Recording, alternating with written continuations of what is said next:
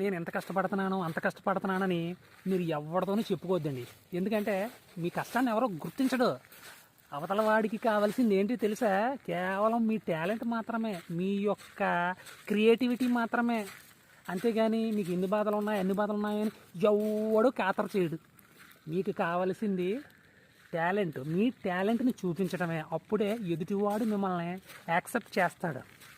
So అలా అయితే ఈ ప్రపంచంలో చాలామందికి బాధలు ఉంటాయి, అందరూ చెప్పుకుంటున్నారు. వాళ్ళందరూ ఫేమస్ అయిపోతారు. ఇటు లేదు కదా.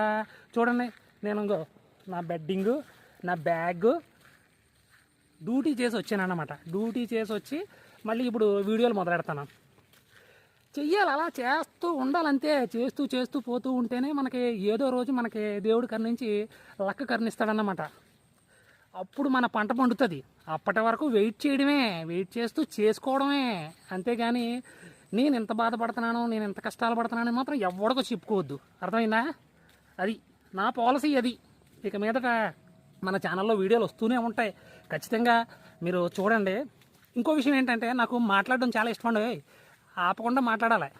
ఆపకుండా మాట్లాడితే ఎంతటి ఎవరినైనా సరే పడగొట్టేయచ్చు. స్పీకింగ్కి అంత పవర్ ఉందన్నమాట. సో మీరు కూడా మాట్లాడడం ట్రై చేయండి. సో మీ స్పీకింగ్ స్కిల్స్తో ఎదుటివాడిని ఆకట్టుకోండి.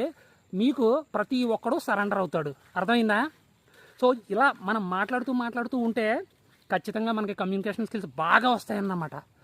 ఒక మంచి పవర్ఫుల్ స్పీకర్గా తయారవుతాం. అర్థమైందా? Thank you very much.